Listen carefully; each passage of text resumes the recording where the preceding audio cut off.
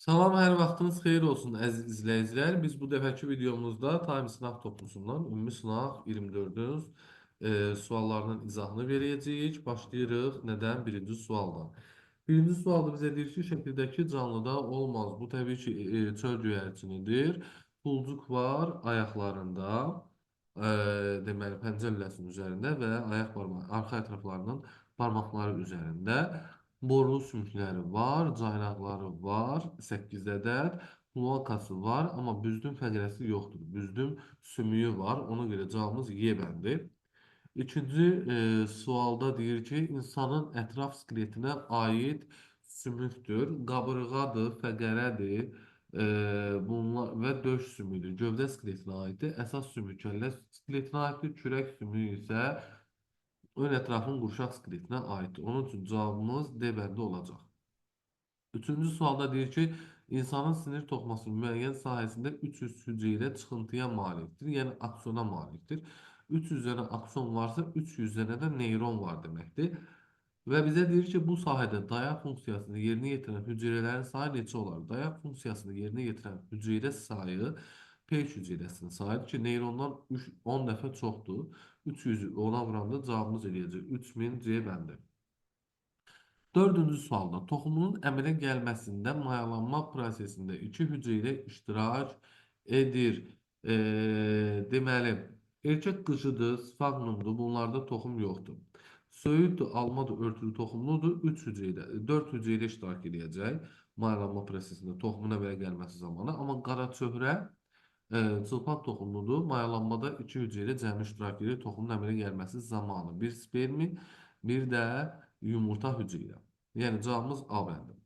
Dördüncü sualda deyir ki, uzaq şərq kalmarında olan qısa qolcuqların sayı 16-dırsa, bir uzaq şərq kalmarında 8 qısa qolcuq varsa, 16-nı mən böləcəm 2-yə, tapacam 8 dənə nə var? 16-nı 8-ə böləcəm, üzr istəyirəm. Tapacam ki, 2 dənə uzaq şərq kalmarı var. Və hərəsində də 3 dənə ürək kamerası olduğuna görə x da bərabər olacaq 2 vurulsun 3, o da bərabərdir 6-ya. Yəni Y bəndi olacaq 5-ci sualın cavabı. 6-cı sualda deyir ki, şəkildə ürəklərinin quruluşu verilmiş canlılar haqqında hansı fikir yanlışdır? A, deməli, nədir burada? A, burada e, soyuqqanlı canlıdır da, yəni e, əslində baxıram ki, cüt aorta qıfısı çıxıb sürünəndir. B'ye baxdığımız zaman demək buradan sol mədəcikdən sağ aorta qövsü çıxdı. Bu quşdur. C'də də sol mədəcikdən sol aorta qövsü çıxdı. Bu məməlidir. Yanlışı istəyir bizə. Bir A canlısında caynaq olmaya bilər. A canlısında caynaq olmaya bilər. Sürünənlərdə caynaq olmaya bilər, doğrudur. E, Məsəl üçün, deyək ki, dəniz tısbağlarında ətraflar pərlərə çevrilib, caynaq olmaya bilər. B-də deyir ki, C canlısı diafraqmaya malikdir. C canlısı diafraqmaya malikdir, bəli. Məməlilərdə diafraqma olur.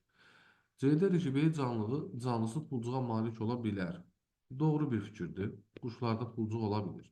D'də ki, B canlısının tük örtüyü olur, quşlarda tük örtüyü olmur. Y'də ki, C canlısında caynaq ola bilər. Bəli, niyə olmasın ki? Yırtıcılarda falan caynaq var da. Ona görə cavabımız bizim D bəndi olmuş olacaq. 7-ci sualda zəncir otunun 12 dircik şəkildə çiçəklərində olan ləçək, erkəkcik və dişicik ağıcıqlarının cəmini tapın. Zəncir otunun bir çiçəyində 5 dənə ləçək var. Bitişik ləçək. Deməli, 5 dənə erkəkcik var və 2 dənə də dişicik ağıcıq. Bu elədir 12. Düzdür? 12 dənə də dircik şəkilli çiçəkdirsə, həmin bu 12-ni də vuracam 12-yə. Cavabım eləyəcək 144. Yəni 7-ci sualın cavabı A bəndi. Gəldik 8-ci suala. Deyir, X-ın yerinə yazıla bilər. Sümük toxuması veribdir. Hüceyrəsi maddənin 8 kiloqram veribdir. Sümük hüceyrəsinin kütləsini istəyir. Hüceyrəsi maddənin kütləsi sümük hüceyrəsinin kütləsindən 2 dəfə çox olur. Yəni X-ın qiyməti 4 olmalıdır. Yəni B bəndi. 9-cu sualda hansı vəzin funksiyası pozulduqda miksidema xəstəliyi əmələ gələr? Qalxar bənzər vəzin hipo funksiyası zamanı olur bu. Yəni cavabımız Y bəndidir. 10-cu sualda hansı göbələklərin bütün həyat fəaliyyəti yalnız bir hüceyrə daxilində baş verir? Bu mukor və deməli maya göbələyində olar da. Yəni Y bəndi olmuş olacaq. 11-ci sualda bitki orqanlarının təkamülü baxımından yaranma ardıcıllığını müəyyən edin. Demək, birinci gövdə yarandı. Gövdədən sonra əlavə kök çıxdı. Gövdə üzərində yarpaq yarandı. Gövdənin üzərində əlavə kök çıxdı. Əlavə kökdən sonra toxum əmələ gəldi. Sonra toxumdan əsas kök inkişaf elədi. Sonra deyək ki, daş kömür dövründə daş kömür dövründə qoza əmələ gəldi. Daha sonra isə təbaşir dövründə də çiçək əmələ gəldi. 5, 1, 2, 4, 3. Yəni 11-ci sualın cavabı olacaq A bəndi. 13-cü suala gəldikdir. İnsan orqanizmində qanı ürəkdən çıxaran damarlar hansı rəqəmlə verilmişdir? Bax, buradan sol mədəcikdən qanı ürəklə çıxarır. Aorta damarı 2. Sağ mədəcikdən qanı ürəkdən çıxaran ağciyər yəni ağciyər kötüyüdür, yəni 3-dür ki, cavabımız A bəndi olacaq. Tərkibində 50 mg B vitamini olan kələm bitkisini qaynatdıqdan sonra tərkibində qalan B vitamini bir insanın maksimum neçə sutkalıq tələbatını ödəyər? Bitkilərdə 20% itki olurdu. 80% qalırdı. Ona görə 50-nin 80%-ni tapanda 50-nin 80-ə vurub 100-ə böldüyümüz zaman bu deyir 40 mg. Maksimum dediyinə görə sutkalıq tələbat 2-3 mg idi. Maksimum neçə sutka dediyinə görə minimuma böləcəyik. 40-ı böləcəm 2-yə, tapacam 20 mg. 20 gün. 20 gün. Yəni A bəndi olacaq 13-cü sualın cavabı. 14-cü sualda Vinogradskinin kəşf etdiyi proses, yəni xemosintez, canlıların neçə aləminin nümayəndələri üçün xarakterikdir? Bir aləminin, yəni A bəndə olacaq bizim cavabımız.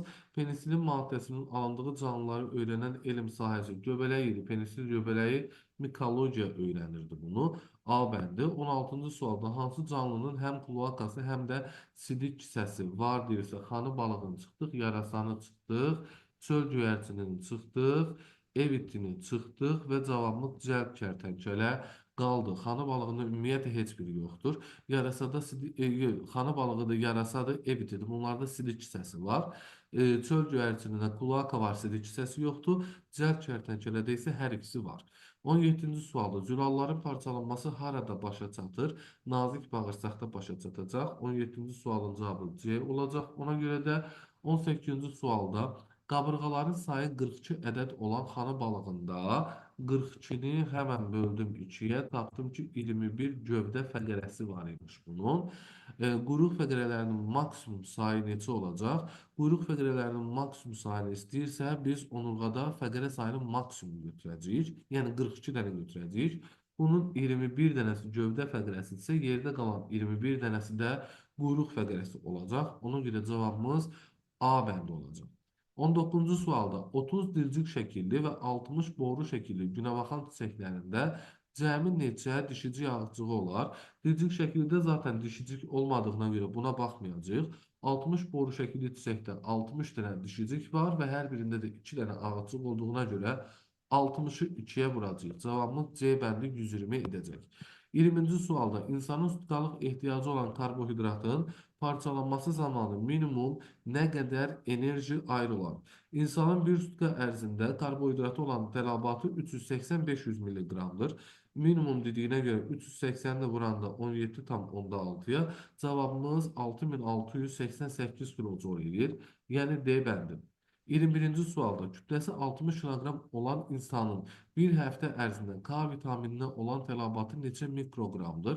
Biz bilirik ki, bir sutkalıq tələbatı K vitamininin hər kiloqram çəkiyə görə 1 mikroqramdırsa, deməli, sutkada 60 mikroqramdır. Bir həftəlik deyirsə 60-ı 7-yə vururuq. Cavabımız 420 mikroqram edir. Yəni Y bəndi olacaq bizim cavabımız.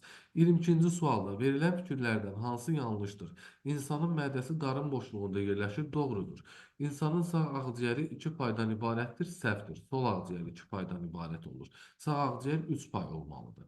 C bəndə deyir ki, insanın hər böləyində 1 milyon nefron vardır. Bu da doğru bir fikirdir. İnsanın sol mədəciyinin divarı daha qalındır. Ən qalın damar çıxdığına görə, bəli, ən böyük təzyiq buradadır. Ona görə daha qalındır. İnsanın ifrazat sistemi orqanları iki bədən boşluğunda yerləşir. Bəli, qarın boşluğunda və çanaq boşluğunda yerləşir. Gəldik 23-cü sualda. Göz almasının qısa olması hansı xəstəliyə səbəb olur? Göz alması qısadırsa, işıq belə deyək də, deməli cismi xəyalı torlu qişanın arxasına gəlib düşürdü və bu da uzaqdan görmə xəstəliyinə səbəb olmuş olurdu. Yəni cavabımız C bəndi olacaq. 24-cü sualda kökümsava malik ali sporlu bitki erkək qıcı olacaq. Yəni cavabımız D bəndidir. 25-ci sualda cift öz hormonunu hara ifraz etmiş olur? Hormonusa qana ifraz olunacaq. Təbii ki, cavabımız C bəndi.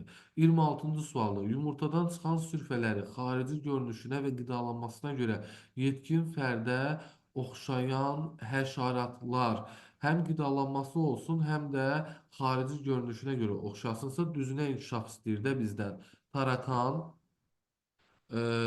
sonra deyək ki, cüvə xeyir, sisək, dana dişi, vsyo. Məzər böcəyi xeyir, birə xeyir. Demək, cavabımız 1, 3, 4. B bəndi olacaq.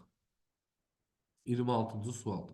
27-ci sualda bizə deyir ki, genotip veribdir. Deyir, bu genotipli fərdin böyük ya kiçik B, kiçik A, böyük B, kiçik C, böyük D komitini əmələ gətirmə ehtimalı neçədir? İlişiklilik də yoxdur deyir. Baxıram ki, burada 2 heterozigot var. Demək, 2 üstü 2 bərabər olur 4-ə. 4 qametdən də biri bu olmuş olacaq. Yəni, cavabımız A bəndidir. 28-ci sualda şəkildəki canlı üçün xarakteriti. Ətcə balallıq, bəli. Tək böyrək xeyir, 2 böyrək idi. Sidik kisəsi xeyir. Sol aorta qövsü xeyir, sağ aorta qövsü idi. Sağ yumurtalıq demək, burada sağ yumurtalıq reduksiyaya uğramışdır bunlarda. Sağ yumurtalıq reduksiyaya uğramışdır. Xeyr, xarakterik deyil. Beyin yarımkürələri, bəli. Yəni cavabımız 1 və 6 B bəndi olacaq. Sonra davam edirik. Quşlar, məməlilər və sürünənlərin uyğunluğunu istəyir bizdən.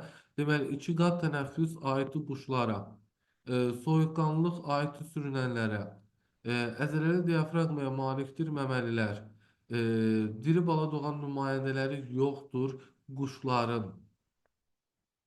Qırpma pərdəsi reduksiya olunub məməlilərin. Demək, 1-ə A-D, 2-yə C-yi, 3-ə B. A bəndi şəklində qeyd eləmiş oluruq.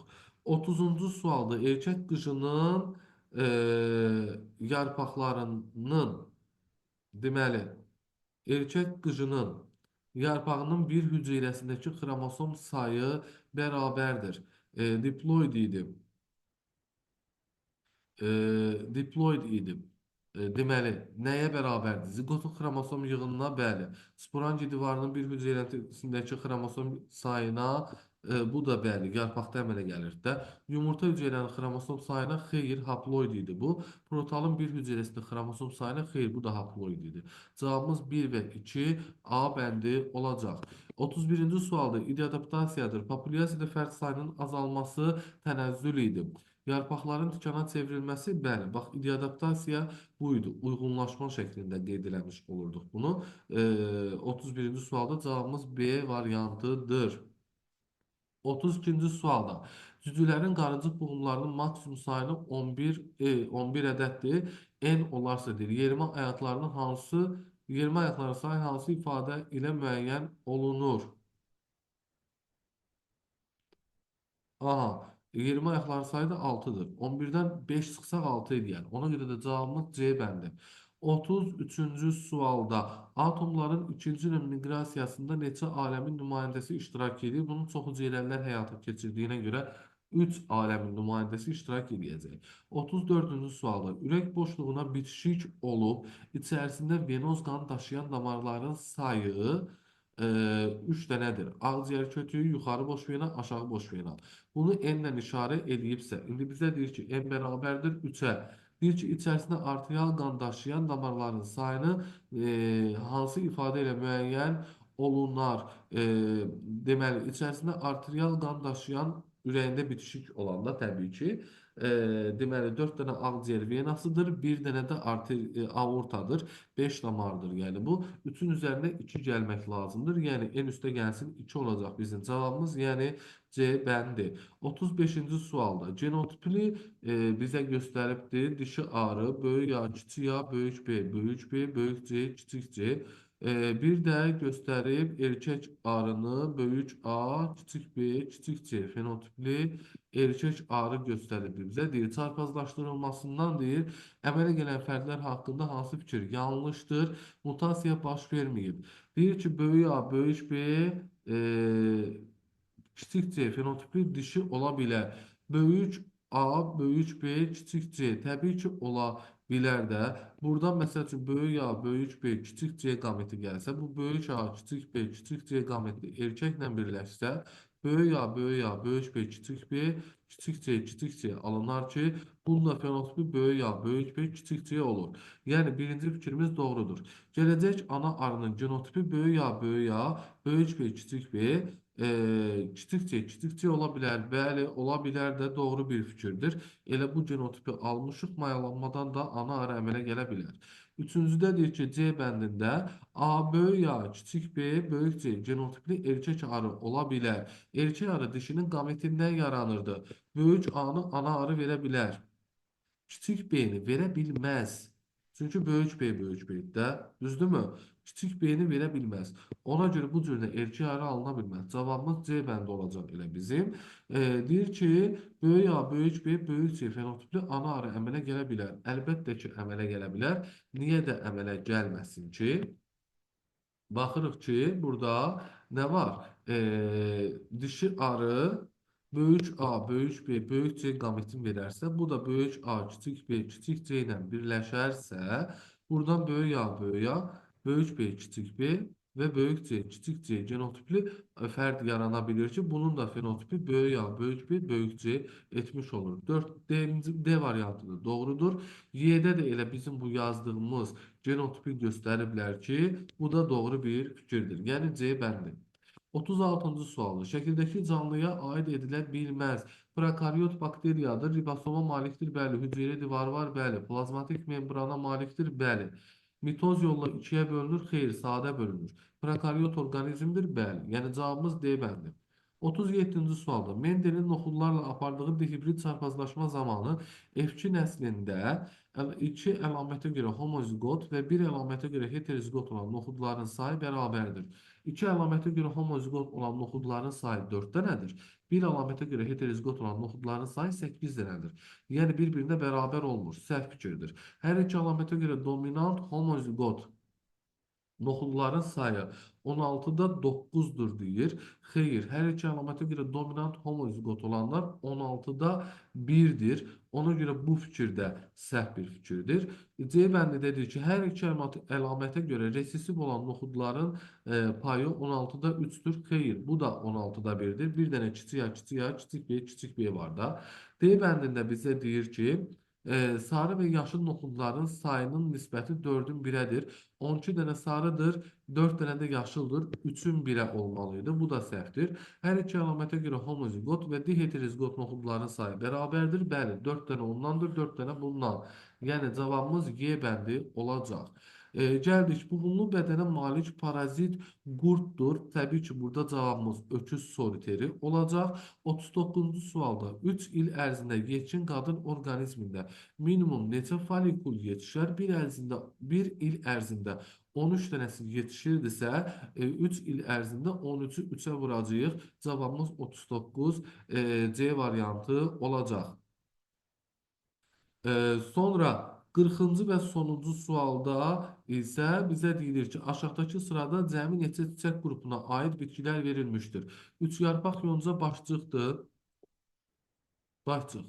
Yemişan qalxandır. Vələmir süpürgədir. Lalə tək-təkdir. Çəltik də e,